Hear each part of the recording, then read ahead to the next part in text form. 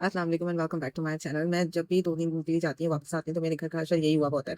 मेरी mother in law होती हैं, लेकिन वो ज़ाहिर एज्ड है, तो वो इतना ज़्यादा नहीं कर पाती, तो मैं सबसे पहले आके अपना घर समेटती हूँ और साथ ही साथ अपना पूरा किचन साफ करती हूँ। उसके बाद मैं अपना जो भी मुझे काम करना होता है, वो करती हूँ। ब्रेकफास्ट भी इवन उसके बाद बनाती हूँ मैं। ये भी पता नहीं जब मैं रातों घर आई, तो ये भी नीचे गिरा हुआ था। वो पीछे का पार्ट दिख रहा है। अभी फिलहाल मेरे पास इसका हल यही वाला है, क्योंकि वो तो होगी फिलिंग होगी, क्योंकि इसके नेल्स घर भी को नहीं साफ बनाने रखना वाले। सिर्फ औरत की जिम्मेदारी ही नहीं होती, बल्कि हस्बैंड और बच्चों की भी होती है, क्योंकि ये घर सिर्फ एक शख्स का नहीं, पूरी फैमिली का होता है। जब हर फर्द अपनी छोटी छोटी जिम्मेदारी पूरी करता है, तो ना सिर्फ घर साफ रहता है, बल्कि किसी एक पर बर्डन भी नहीं टेंशन पड़ता। काफ़ी खत्म हो जाती है और इससे भी घर नहीं फैलता। अगर आप चीज़ों को उठा के उनकी जगह पे उनको वापस रख दें, ऑर्गेनाइज़ करके रखें, तो घर वैसे ही साफ रहता है।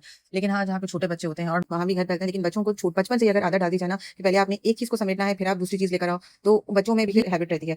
मेरे बेटे में शुरू से मैंने यही आदत डाली थी और अभी जो बिल्कुल मेरी सबसे छोटी बेटी है, उसकी भी यही ट्रेनिंग चल रही है कि पहले जस्ट टॉय से आप लेकर ही पहले वो जगह पे रख के आओ, फिर आप दूसरा टॉय लेकर आओ। ये भी हैबिट डलवाना बच्चों को बहुत ज़रूरी होती है, ताकि उनको हर चीज़ की आदत रहे। एटलीस्ट उनको इतना इंडिपेंडेंट बनाना चाहिए, कल को अल्लाह ना करे आपकी तबीयत खराब हो, कोई और प्रॉब्लम हो, तो एटलीस्ट वो घर को और आपको भी संभाल सके। हमें अपने बच्चों को भी ये चीज़ें सिखानी चाहिए। जितना वो अपनी एज के हिसाब से कर सकते हैं, उतना हेल्पिंग हैंड उनको होना चाहिए। सुबह वो जैसे ही उठें, अपना बेड ठीक करें उठने के साथ, और डस्टिंग, क्लीनिंग, फोल्डिंग और अपने क्लोथ्स को लॉन्ड्री में डालना, जब शावर लेके निकलें तो वॉशरूम में वाइपर करके आना, ये सब छोटी-छोटी चीज़ें बड़ी काउंट होती हैं।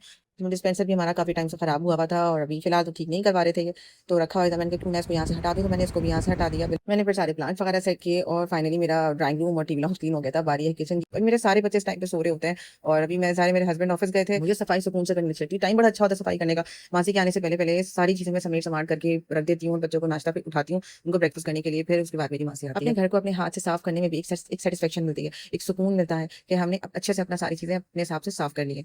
अच्छा, बात करते हैं दोबारा हम उसी टॉपिक के ऊपर, बच्चों के ऊपर भी हमें थोड़ी बहुत ज़िम्मेदारियाँ डालनी चाहिए। अल्हम्दुलिल्लाह मैंने अपने बच्चों पे ये छोटी-छोटी ज़िम्मेदारियाँ डाली भी हैं। इससे एक तो बच्चों को आदत भी रहती है काम करने की, और दूसरा कि शुरू-शुरू में आपको प्रॉब्लम होती है, बार-बार बात को रिपीट करना पड़ता है, लेकिन वक़्त के साथ-साथ बच्चे उसके यूज़्ड टू हो जाते हैं और उनको हैबिट हो जाती है वो काम करने की। सारे बर्तनों को वॉश किया, रैक में जितने एक्स्ट्रा बर्तन थे उन सबको उनकी जगहों पे रखा और किचन फाइनली पूरा क्लीन किया और मुझे एक सुकून मिला। अब बारी थी बच्चों को उठाने की। आज की वीडियो यहीं पे एंड कर रही हूँ। इंशाल्लाह मिलते हैं अगली वीडियो के साथ, तब तक के लिए अल्लाह हाफ़िज़।